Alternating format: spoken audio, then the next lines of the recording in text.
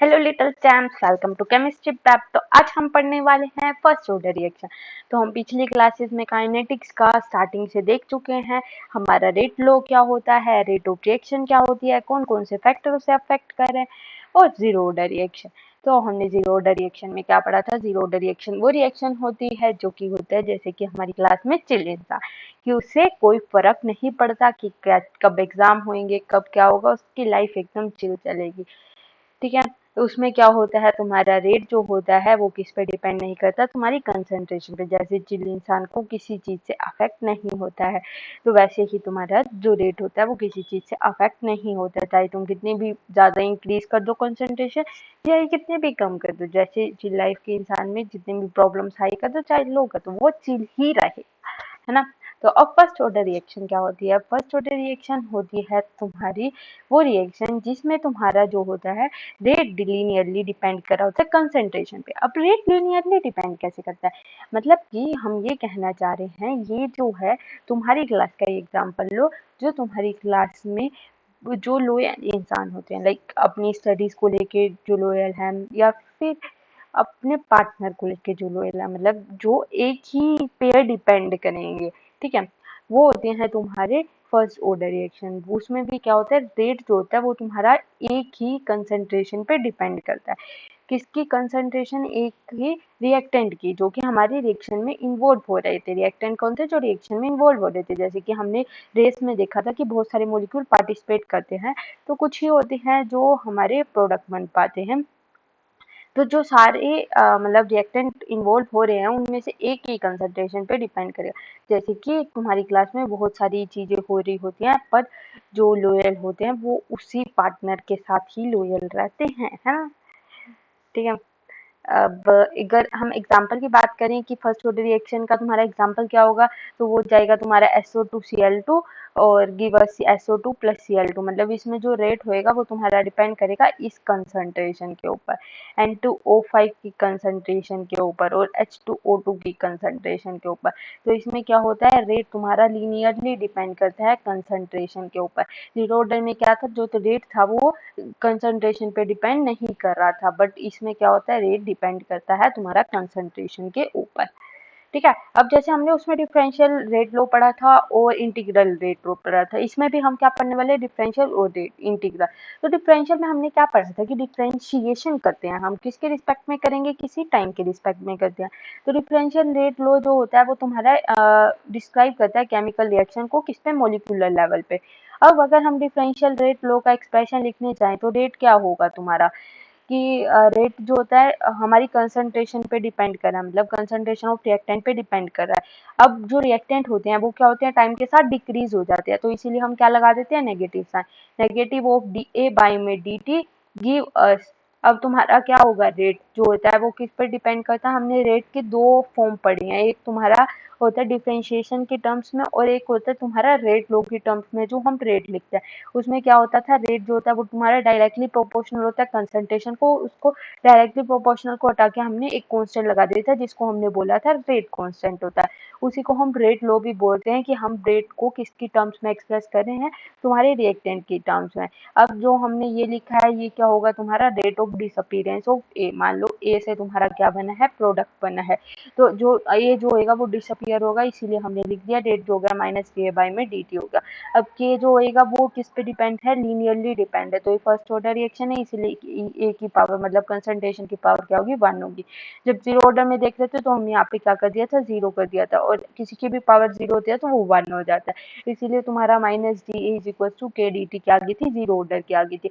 पर यहाँ पे जो है, यहाँ पे 0 नहीं है, तो तुम्हारा जो रेट लो आएगा वो क्या हो जाएगा, माइनस DA बाई में DT इज इक्वल टू में के इंटू में कंसंट्रेशन ऑफ ए।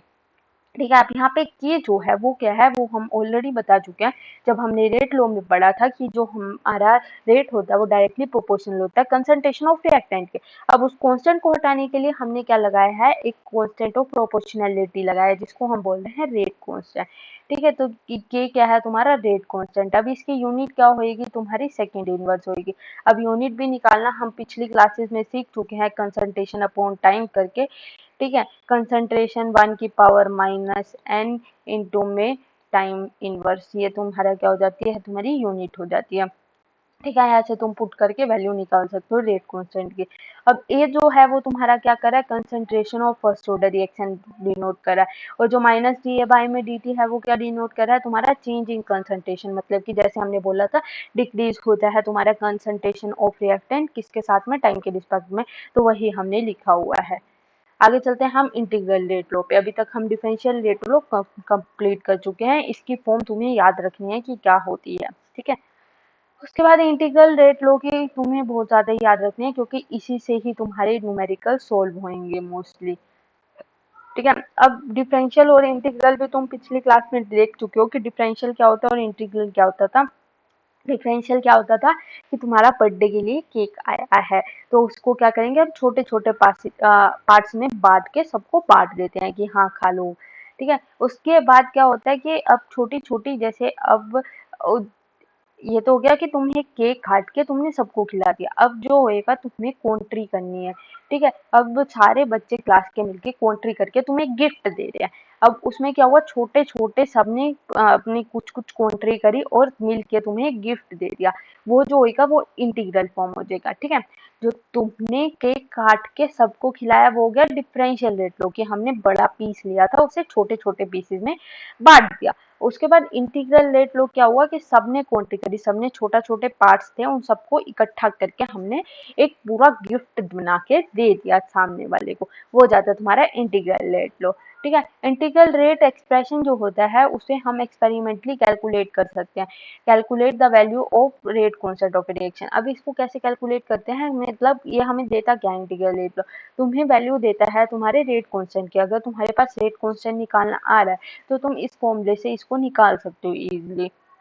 और तुम देखोगे नीट में ऐसे न्यूमेरिकल बहुत सारे आते हैं कि जिसमें तुमसे रेट कांस्टेंट पूछा जाता है फर्स्ट ऑर्डर का, तो वो चीज तुम यहीं से ही निकालोगे, ठीक है। To obtain the integral rate law form of the first order reaction, the differential rate law for the first order reaction must be rearrange. अब हमें क्या करना पड़ेगा, जो हमने पिछले रिएक्शन देखी थी, यहाँ पे देखो ये जो हमने डिफरेंशियल फॉर्म देखी माइनस जे बाई में D T is equal to K A, अब इसको हमें क्या करना पड़ेगा, इंटीग्रेशन करना है। अब इंटीग्रेशन जो होता है वो सेम मतलब कि सेम चीजों का होता है। यहाँ पे क्या है, कंसंट्रेशन का हमने डेरिवेटिव कर रखा है टाइम के रिस्पेक्ट में। अब हमें इंटीग्रेशन करना है तो हमें क्या करना पड़ेगा, ये जो माइनस जी ए है मतलब चेंज इन कंसंट्रेशन ऑफ ए है, उसका करना पड़ेगा इंटीग्रेशन किसके रिस्पेक्ट में, कंसंट्रेशन के रिस्पेक्ट में ही, ठीक है। यहीं पे हमने वही किया, माइनस जी ए बाई में ए, ये बस तुम्हें के डी टी तुम्हारा आ गया। अब इसको इंटीग्रेट करेंगे, लिमिट पुट करेंगे जैसे हमने उसमें करी थी, ए नोट। अब तुम्हारी टाइम जीरो पे मान लो इनिशियल कंसंट्रेशन है जो कि हमने मान ली ए नोट है, उसके बाद टाइम टी पे कुछ टाइम हो गया होगा उस पे तुम्हारी फाइनल कंसंट्रेशन हो जाएगी ए, तो हमने वही लिमिट लगाएंगे, लोअर लिमिट बाय में अपर लिमिट, ठीक है। लोअर लिमिट जो तुम्हारी टाइम की है वो तो जीरो होगी और अपर लिमिट क्या होगी, टी होगी। वैसे ही कंसंट्रेशन की देखेंगे तो इनिशियल कंसंट्रेशन तुम्हारी ए नोट है और फाइनल क्या है ए, तो वो तुम्हारी लोअर लिमिट ए नोट होगी और अपर लिमिट ए हो गई। अब इन दोनों को जब ऐसा दे रखा होता है तो हम इसे क्या बोल देते हैं, एल एन, ठीक है। लोगारिथम, लोगारिथम का भाई होता है ये, एक्चुअल लोगारिथम नहीं होता है। एल एन जो होता है वो 2.303 लोग होता है तुम्हारा, बट इसको जब तुम ऐसे सोल्व करोगे, ये मैथ में पढ़ते हैं हम, इसको बोल देते हैं L n, l n of concentration of A, ठीक है। उसके बाद यहाँ पे तुम फिर से लिमिट पुट करो ए नोट बाय में ए, तो जब तुम देखोगे जो लिमिट होती है उसको हम अंदर की तरफ ले जाते हैं, एल एन ए माइनस में L N A minus L N A naught हो जाएगा तुम्हारा। एक तो एल एन ए का है और एक माइनस का एल एन भी बाहर कॉमन है, तो तुम्हारा ये आ गया पूरा, ठीक है। उसके बाद इसको सोल्व करते जाना है। अब ये जो होता है ना एल एन ए माइनस में एल एन ए नोट, तो तुम इसको ऐसे भी लिख सकते हो, L N A minus B का फॉर्मूला होता है यहाँ पे, L N A minus L N B का फॉर्मूला होता है एल एन ए बाय में बी, ठीक है। ये वाली तुम्हें अच्छे से याद रखनी है, अगर बोर्ड्स में आती है कि तुम्हें सोल्व करके दिखानी है तो वहाँ पे ये चीज बहुत काम आएगी, ठीक है। इसीलिए बोलते हैं कि केमिस्ट्री और फिजिक्स जो होती है वो मतलब जो मैथ्स वाले बच्चे होते हैं उनकी ज्यादा अच्छी होती है, बट नीट वालों को भी डरने की जरूरत नहीं है, जब मैं कर सकती हूँ तो तुम भी कर सकते हो, है ना। तो ये L N A naught by में ए इज इक्वल टू में के टी, ये तुम्हारी आगे तुम्हारी इंटीग्रल फॉर्म आ गई। अब जो एल एन ए बाय में ए नोट है इसको तुम ई के टर्म्स में भी लिख सकते हो, तो तुम्हारी जो ये टर्म आ जाएगी ए इज इक्वल टू में ए नोट ई की पावर माइनस के टी आ जाएगी, ठीक है। ये तुमने कैसे लिखा है e की पावर ln x। तो हमने क्या किया था, दोनों साइड पे क्या ले लिया, मतलब कि e लगा दिया। e जो होता है वो तुम मैथमेटिक्स में पढ़ते हो, ठीक है। अब जब तुम e की पावर ln x करते हो तो तुम्हारा क्या आ जाता है, x आ जाता है। तो जब तुम e की power ln a naught by में a करोगे तो तुम्हारा क्या आ जाएगा, a नोट बाय में a आ जाएगा। तो यहाँ से तुम सोल्व कर सकते हो, a इज इक्वल टू में a नोट। अब इसकी भी क्या है, e माइनस में के टी। तो यहाँ पे इसको इधर लेके चल दो, a इज इक्वल टू में a नोट बाय में a नोट इंटू में e माइनस में के टी आ जाएगा तुम्हारा, ठीक है। ये तुम्हारा सोल्व हो गया। तो इतना मैथ जानने की जरूरत नहीं है, बस तुम इसको पूरी इक्वेशन को याद रखो, a इज इक्वल टू में a नोट e माइनस में के टी। ये वाली फॉर्म जो होगी वो तुम्हारी सबसे ज्यादा यूज होगी। और एक ये वाली फॉर्म याद रख लो, l N A naught divided by A is equal to में के टी। ये तुम्हारी दो फॉर्म है जो तुम्हें अच्छे से याद होनी चाहिए। इसी से ही तुम्हारे सारे क्वेश्चन सॉल्व हो जाएंगे। और यहाँ से तुम्हें ऐसे बोर्ड में नहीं पूछा जाएगा कि इंटीग्रल फॉर्म का डेरिवेटिव करके दिखाओ, मतलब पूरी डेरिवेशन करके दिखाओ या फिर डिफरेंशिएशन फॉर्म के करके दिखाओ, ऐसा कोई नहीं पूछता है। ये बहुत इलॉजिकल क्वेश्चन होते हैं, तो ना तुम्हारा नीट में पूछा जाएगा ना बोर्ड में पूछा जाएगा। तो इसमें से फॉर्मूले ही तुम्हें याद रखने हैं। बस ये बता दिया जाता है कि अगर मान लो तुम फॉर्मूला भूल गए हो और तुम्हारे पास एक आधा मिनट बचा हुआ है, तुम उसको फॉर्मूले से सोल्व कर सकते हो। मान लो पेपर में तुम भूल गए पर तुम्हें हल्का सा भी हिंट आता है तो तुम उस चीज को रिमेम्बराइज कर सकते हो। तो वैसे ही अगर तुम्हें पूरी निकालनी आती होगी तो तुम उसे सोल्व करके निकाल सकते हो। पर जो जैसे मैथ्स वाले बच्चों के लिए तो बहुत आसान हो जाता है, बट जो बायो वाले होते हैं उनको थोड़ी डिफिकल्टी आती है, ठीक है। तो ये चीज तुम्हें याद रख लेनी है, यहाँ से सिर्फ फॉर्मूला ही याद आएगा।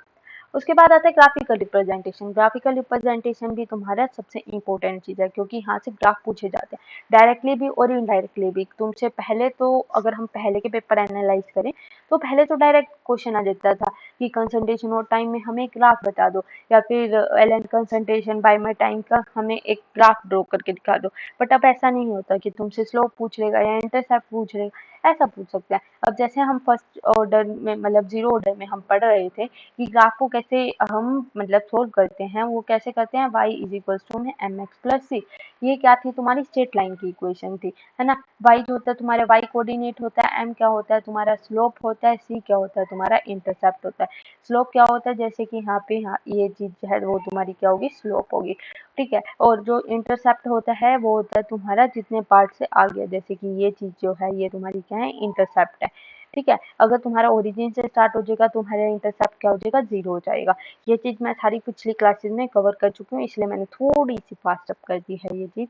उसके बाद अगर तुम्हें ग्राफ ड्रॉ करना है तो तुम्हें क्या करना है, कंसंट्रेशन और टाइम का ग्राफ ड्रॉ करना है। तो तुम्हें पता है ए इज इक्वल टू में ए नोट, ठीक है, ई की पावर माइनस का के टी होता है। अब इंटरसेप्ट क्या है तुम्हारा, जीरो है, तो यहाँ पे भी इंटरसेप्ट क्या है, जीरो। यहाँ से देखो, यहाँ से स्टार्ट हो रहा है तुम्हारा, ठीक है। अब जो तुम्हारी स्लोप है, तुमने क्या किया है, कंसंट्रेशन और टाइम के बीच में ग्राफ ड्रॉ करना है। तो ये चीज तो तुम नहीं करोगे, तुम्हें कंसंट्रेशन और टाइम के बीच में ग्राफ ड्रॉ करना है ना। तो यहाँ से तुम ये चीज प्लॉट नहीं कर सकते। और कौन सा फॉर्मूला पढ़ा तुमने, जीरो ऑर्डर का, मतलब फर्स्ट ऑर्डर का, ये पढ़ा L N A naught by में ए इज इक्वल टू में के टी। तो तुम यहाँ से प्लॉट करो, L N A naught by में ए इज इक्वल टू में तुम्हारा के टी। यहाँ से तुम अगर ग्राफ प्लॉट करोगे तो इसको इक्वेट कर दो, y इज इक्वल टू में एम एक्स प्लस सी, ठीक है। यहाँ से तुम्हारा आ जाएगा x तुम्हें पता है, और तुम्हारी स्लोप जो हो जाएगी वो k हो जाएगी, ठीक है। और तुम्हारी जो स्लोप होगी वो k हो गई, और जो c है वो तुम्हारा जीरो हो जाएगा, ठीक है। और इसको L N A naught minus L N A लिख सकते हैं ना, तो इसको उधर की साइड ले जाओ। तो तुम्हें क्या करना है, कंसंट्रेशन और टाइम के बीच में ग्राफ ड्रॉ करना है। तो L N A naught is equal to K T minus में एल एन ए, तुम्हारा इंटरसेप्ट जो होगी वो माइनस का एल एन ए होगी, वो जीरो नहीं होगी। जो बच्चे सोच रहे थे ना कि इंटरसेप्ट जीरो होगी, तो ऐसा नहीं होता है, ठीक है। एल एन ए जो तुम्हें क्या करना है, सबसे पहले तो इक्वेशन ढूंढनी है जो तुम्हारी स्ट्रेट लाइन से इक्वेट कर पाओ। जैसे कि अभी मैंने यहाँ पे दो इक्वेशंस देखी थी, A is equal to A naught minus e minus में के टी प्लस सी वाली, और दूसरी हमने ये देखी थी। तो इससे हम सॉल्व नहीं कर सकते थे, इससे थोड़ा कॉम्प्लेक्स हो जाएगा। तो हमने दूसरी टर्म यूज कर ली, n n A naught divided by A is equal to में के टी, ठीक है। उसके बाद हमने क्या किया, दोनों वैल्यू को कंपेयर करना स्टार्ट कर दिया। जिससे हमारे पास ये पूरा आ गया। तो यहाँ पे मैंने लिख भी रखा है ln a is equal to minus K T plus ln a आ जाएगा तुम्हारा। ठीक है, अब वो तुम जैसे इक्वल करके देख लोगे, जैसे मैंने अभी ln a नोट और उसका रिलेशन बताया था। ठीक है, अब ये जो है कंसंट्रेशन, ये क्या है, फाइनल वाली कंसंट्रेशन है। तो यहाँ पे क्या कर देंगे, ln a कर देंगे हम। ठीक है, ln a is equal to में माइनस का के टी प्लस का ln a। तो तुम्हारी इंटरसेप्ट जो है वो पॉजिटिव है, तो यहाँ पे देखो ये तुम्हारा पॉजिटिव इंटरसेप्ट होगा, और जो तुम्हारी स्लोप है वो नेगेटिव है, इसी वजह से ये क्या आ रही है, डिक्रीजिंग आ रही है। तो यहाँ पे ही वही लिखा हुआ है। ठीक है, और तुम्हारी स्लोप क्या है, माइनस के है। मैंने भी वही बोला कि स्लोप क्या हो जाएगी, माइनस के। तो यहाँ से तुम्हारा आ सकता है कि मतलब फर्स्ट ऑर्डर रिएक्शन के लिए तुम्हारी स्लोप क्या होती है, माइनस के होती है कि क्या होती है। तो तुम्हें ये चीज याद रखना है कि हमने इसको ड्रॉ किया था तो हमारा ये आया था। ठीक है, अब यहाँ पे भी तुम्हारी स्लोप जो होगी वो माइनस का की हो जाएगी। एल कंसंट्रेशन, ये एल के टर्म्स में है। अब ये जो है वो कंसंट्रेशन है, बट ये एल के टर्म्स में नहीं है, इसलिए हमने इसका एक्सपोनेंशियल ग्राफ बनाया है, क्योंकि हमारा एक्सपोनेंशियल ये डिके हो रहा है ना। तो इसीलिए हमने इसका एक्सपोनेंशियली ग्राफ बनाया है, और इसमें एल के टर्म्स में ही है, तो हमने क्या कर दिया, सीधा डायरेक्ट डिक्रीजिंग ग्राफ बना दिया। इन दोनों ग्राफ में तुम्हें आई होप ये चीजें पॉइंट्स क्लियर होंगे। यहाँ से तुम्हारे क्वेश्चन बनते हैं तो तुम्हें ये वाला ग्राफ अच्छे से आने चाहिए।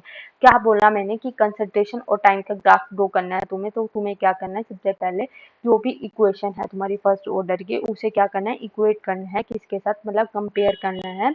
ठीक है, किसके साथ में, फर्स्ट ऑर्डर के साथ में। तो तुम्हें पता है वाई कोऑर्डिनेट क्या होगा, तुम्हारा वाई कोऑर्डिनेट पे क्या है, तुम्हें किसके बीच में ग्राफ बनाना है। जैसे मुझे यहाँ पे कंसंट्रेशन और टाइम के बीच में ग्राफ बनाना है, तो वैसी इक्वेशन ढूंढ लेनी है।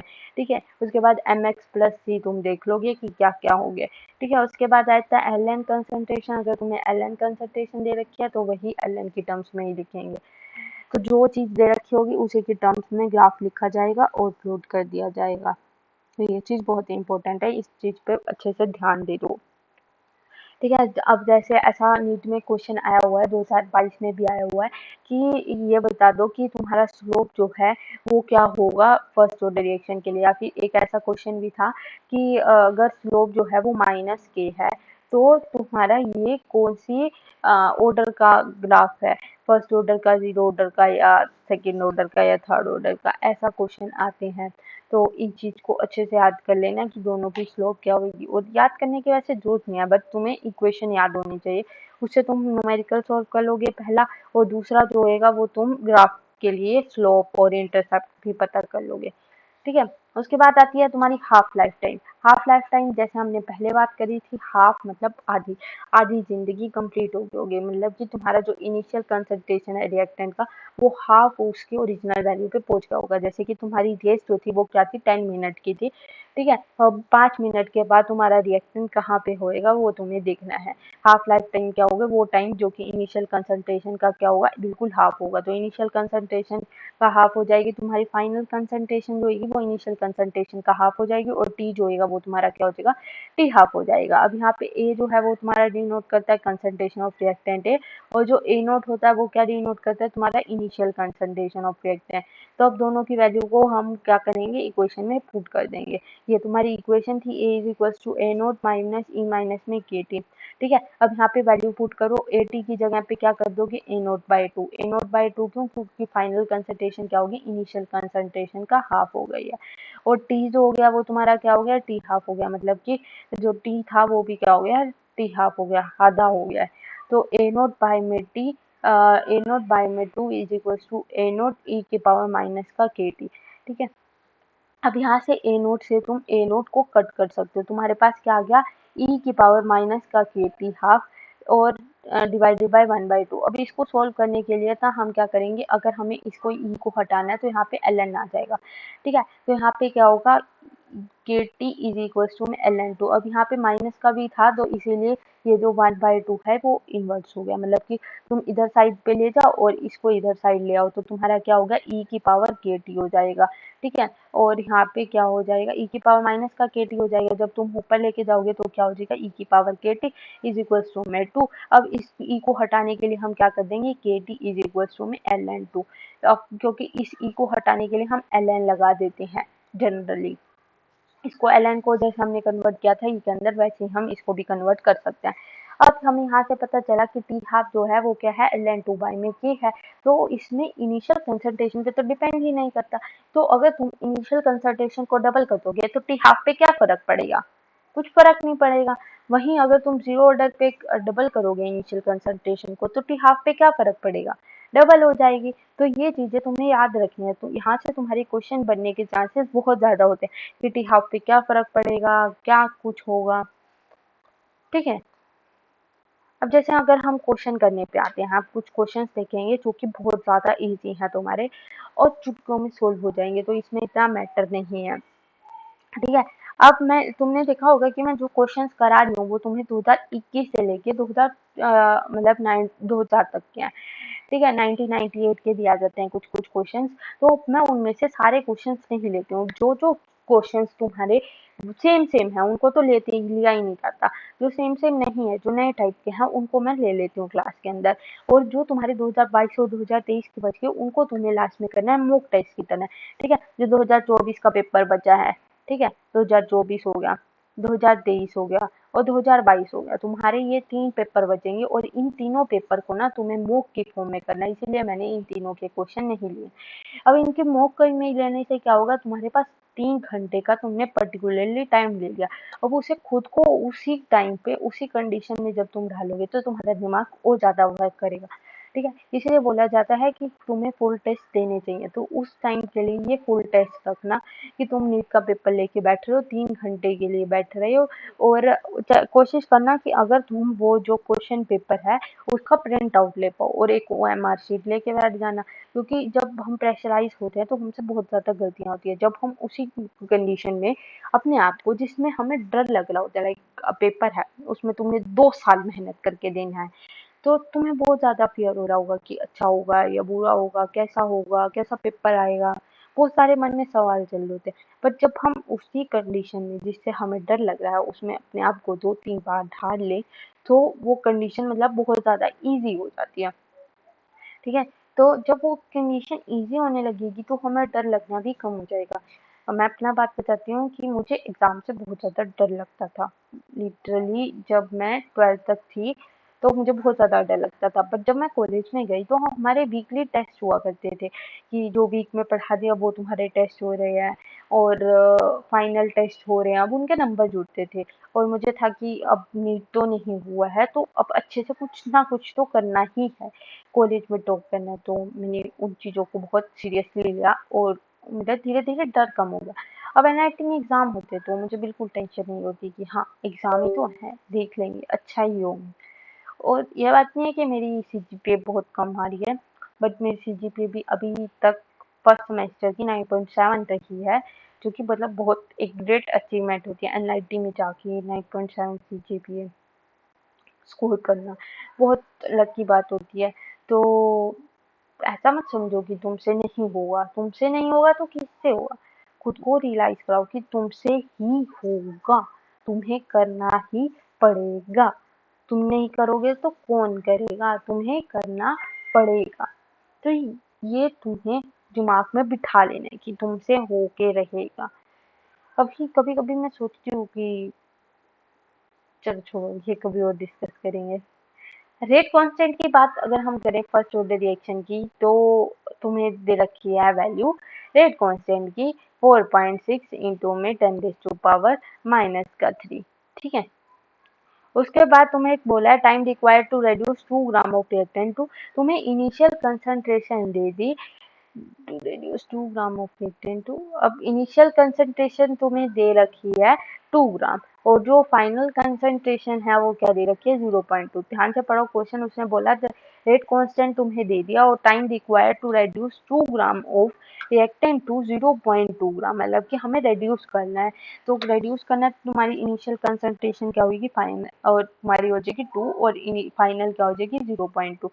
अब टाइम निकालना है तो टाइम कैसे निकालेंगे हम, तो तुम्हें फॉर्मूला पता है ही है, ए इज इक्वल टू में ए नोट ई की पावर माइनस का के टी।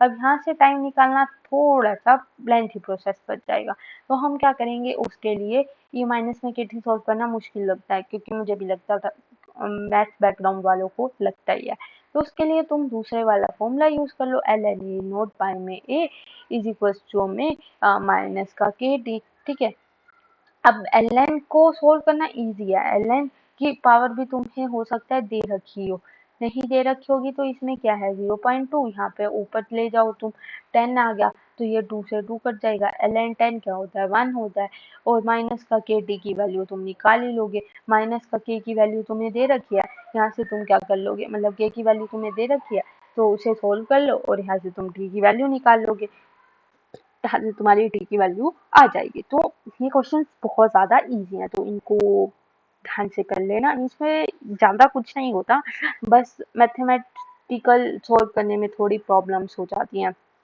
ठीक है, जनरली तो तुम्हें बहुत इजी ही कैलकुलेशन मिलेगी। ठीक है, तो अभी नेक्स्ट क्वेश्चन देखते हैं हम कि अगर रेट कांस्टेंट तुम्हारा फर्स्ट ऑर्डर रिएक्शन का किया है, ठीक है, रेट ऑर्डर क्या हो गया तुम्हारा फर्स्ट के हो गया, और time required for the completion of 99% of the reaction is given by. ठीक है, अब केटी जो है वो तुम्हारा क्या है एल एन इनिशियल कंसंट्रेशन। ठीक है, तुम्हारी क्या होती है फाइनल कंसंट्रेशन होती है, तुम्हारा फॉर्मूला है देखो ध्यान से क्या था, k t l N A naught by में ए इज इक्वल टू में माइनस का के टी था ना, L N A naught by में L N A is equal to में के टी था। ठीक है, तो तुम्हारा क्या आ जाएगा, यहाँ पे लिखो एल एन ए नोट क्या होती है तुम्हारी इनिशियल कंसंट्रेशन, इनिशियल कंसंट्रेशन क्या होगी, उसने बोला कि required for the completion of 99% of the reaction, मतलब कि जो पहले तुम्हारी रिएक्शन थी वो 100% थी इनिशियली। ठीक है, उसके बाद फाइनली क्या हुआ तुम्हारी 99% रिएक्शन कंप्लीट हो गया, 99% रिएक्शन कंप्लीट होगी तो तुम्हारी कितनी बची 1% रिएक्शन बची, तो इनिशियली क्या हो गया तुम्हारा एल एन ए पाई में ए माइनस में एक्स। ठीक है, तो इनिशियल कंसंट्रेशन क्या है तुम्हारी 100। ठीक है, और फाइनल क्या होगी तुम्हारी 100 माइनस में 99, एक्स क्या होता है कि कितनी तुम्हारी कंप्लीट होगी, और इनिशियल कितनी होती है, हर एक जो होती है हर एक के पास सुबह वो उठता है तो उसके पास 100% एनर्जी होती है, पर धीरे धीरे जैसे हम टास्क करते जाते हैं लाइक ब्रश करना, फिर ब्रेकफास्ट करना, फिर फोन चलाना, ये कुछ पढ़ना, तो ये सारे टास्क करते रहते तुम्हारी बैटरी क्या होती है लो होती जाती है, तो हमारी बैटरी सुबह होती है 100%, उसके बाद डिक्रीज होती जाती है, तो तुम्हारी इनिशियल कंसंट्रेशन होती है 100, उसके बाद तुम्हारी जो डिक्रीज होती जा रही है तो 99 होगी तुम्हारी डिक्रीजिंग वाली में, तो तुम्हारा यहाँ से आ जाएगा एल एन 100 की वैल्यू तुम निकाल सकते हो, मतलब कि 2 एल एन आ जाएगी, उसे फिर यहाँ से सोल्व कर लेंगे। ठीक है, और इसमें इन्होंने के की फॉर्म में ही पूछा है तो तुम यहाँ से इसको सोल्व कर सकते हो। और अगर तुम्हें एक प्रॉब्लम होती है ना ये एल वगैरह को सोल्व करने में, गूगल पे जाना, मतलब यूट्यूब पे जाना, तुम सोल्व कर लेना, एक दादी वीडियो देख लो हाउ टू सोल्व एल, तुम्हें बहुत ज़्यादा क्लियर हो जाएगा। मैंने भी यही किया था जब मुझे प्रॉब्लम्स होती थी कि एल सोल्व नहीं हो रहा, अब बोर्ड मतलब बोर्ड या हो चाहे नीट हो तुम्हें वहाँ पे वो भी नहीं मिलता कैलकुलेटर, बट हाँ जेई वालों को कैलकुलेटर मिलता है, हमें भी जैसे जैम का एग्जाम दिया था उसमें भी कैलकुलेटर अवेलेबल था, तो आगे हायर स्टडीज में इतनी प्रॉब्लम नहीं होती, बट लोअर स्टडीज में बहुत प्रॉब्लम होती है, तो इसलिए अच्छे से कर लो भी कैलकुलेशन को, स्पेशली नीट के बच्चे, क्योंकि ये जो मैथ बैकग्राउंड के नहीं होते ना उनको मैथ से थोड़ी नफरत होती है, और उनका मतलब मैथ्स में बहुत गलतियां होती है, मैं बोल रही हूँ हर एक नहीं पर मोस्टली बच्चों का यही केस होता है। ठीक है, अब इसने बोला हाफ लाइफ टाइम तुम्हारी जो है वो क्या है 1368 1386 है, सॉरी 1386 आई थिंक है, और स्पेसिफिक डेट कांस्टेंट पूछ रहा है। अब तुम्हारे ने फॉर्मूला पढ़ा था टी हाफ क्या होता है एल एन टू बाय में के, यहाँ पे वैल्यू पुट करो, एल एन टू की वैल्यू तुम्हें पता है, के की वैल्यू तुम्हें पता है, यहाँ से सोल्व कर लो, तो ये चीजें जो है बहुत ज्यादा सिंपल है, तुम्हारा काइनेटिक्स में से ना जनरली बहुत सिंपल क्वेश्चन ही पूछे जाएंगे, कोई हार्ड क्वेश्चन नहीं आएगा, generally simple formula based question होगा, बस तुम्हें फॉर्मूले याद होंगे। तो आई सजेस्ट की ना तुम जब ये पूरे लेक्चर्स देख लो उसके बाद तुम एक अपनी बुकलेट बना लेना जिसमें तुम्हें फर्स्ट ऑर्डर के, जीरो ऑर्डर के, टेम्परेचर डिपेंडेंट के आएंगे आगे, उन सबके मतलब फॉर्मूले लिखे हुए हैं, और उन्हें ना कहीं दीवार पे चिपका लेना या फिर किसी बुक में रख लेना जिसको तुम बार बार खोल के पढ़ते हो। ठीक है, जब उस चीज को तुम बार बार देखोगे ना तो तुम्हारे दिमाग में फॉर्मूले बैठ जाएंगे और तुम कभी नहीं भूलोगे वो चीज। तो जैसे अभी मुझे जो इनऑर्गेनिक होती है उसे पढ़ने में बहुत प्रॉब्लम्स होती थी। लाइक उनके जो सीरीज होती हैं उनको याद रखना, ionisation, electronic affinity, electron gain enthalpy, इतनी सारी एक्सेप्शंस हो जाती हैं। उसके बाद एक ट्रेंड हम याद रख भी लें, उसके बाद इतनी सारी एक्सेप्शंस हो जाती हैं, उन सबको याद रखना बहुत मुश्किल हो जाता है। या फिर तुम नेम रिएक्शन देखो, नेम रिएक्शन में तुम्हारी बहुत सारी रिएक्शन होती है, पिनाकोल, एल्डोल कंडेंसेशन और नोवेंजल और भी बहुत सारी होती हैं। सचमिट होती है तुम्हारी, ठीक है, वोल्फ किश्नर होती है। तो ये सारी रिएक्शन जब पढ़ते हैं ना, दिमाग में बहुत सारा मतलब मिक्सअप हो जाता है। और अभी भी मैं नीट के एग्जाम, जब मैंने एनआईटी के एग्जाम्स दिए थे, अपने कॉलेज के एग्जाम दिए थे, मतलब सेकंड सेमेस्टर के, तो उसमें ऑर्गेनिक की बहुत सारी रिएक्शन थी और मुझे ऑर्गेनिक से काफी डर लगता था पहले। पर धीरे धीरे मेरा डर कम हो गया। क्यों? क्योंकि मैंने उन रिएक्शंस को पढ़ना शुरू किया। पहले मुझे लगता था कि ऑर्गेनिक तो है कि उसे समझ के ही करना, उसे याद करने की कुछ बट कुछ कुछ चीजें हमको याद रखनी पड़ती है, जिसके पिनाकोल में क्या होगा, क्या तुम्हें रिएक्टेंट लेना है और क्या प्रोडक्ट बन सकता है, और जैसे एल्डोल होता है उसमें क्या कंडीशन रिक्वायर होती है तुम्हारी, ठीक है। ये सब चीजें जो होती है वो तुम्हें याद रखनी होती है। जो बोलता है ना कि ऑर्गेनिक याद करने की चीज नहीं, वो गलत बोलता है। ऑर्गेनिक याद करने की चीज है, तुम्हें याद करनी ही पड़ती है थोड़ी थोड़ी, ठीक है। तो ये एक और तुम्हारा क्वेश्चन है, ठीक है। इसके बाद हम डिस्कस करते हैं। तो वही बात बता रही थी मैं कि अगर तुम अपने सामने चीजों को रखोगे ना, तो वो बहुत ज्यादा इजीली याद होंगी। तो मैंने अब जब अपने एग्जाम के लिए पढ़ा था, एनआईटी के एडमिशन के लिए, तो मैंने सिर्फ 2-3 महीने पहले ही पढ़ा था। उसमें भी मैंने क्या किया, फ्लो चार्ट बना लिए थे रिएक्शंस के, उनको सामने लगा लिया था और उनसे ही पढ़ना स्टार्ट किया था और उन्हीं से ही पढ़ के हो गया। और अगर मैं थोड़ा पहले से पढ़ना शुरू करती और क्वेश्चन प्रैक्टिस अच्छे करती, तो मे बी मुझे आईआईटी भी मिल जाती। तो तुम्हारी भी ये गिल्ट ना हो बाद में पेपर देने के बाद कि अगर थोड़ा और कर लेते तो ये हो जाता वो हो जाता। इसलिए बोलती हूँ अभी अच्छे से पढ़ लो, ठीक है। अब ये क्वेश्चन है, the reaction of hydrogen and iodide monochloride is given as, तुम्हें ये रिएक्शन दे रखी है। अब ये जो रिएक्शन है वो फर्स्ट ऑर्डर है विद रिस्पेक्ट टू H2 और HCl, ठीक है।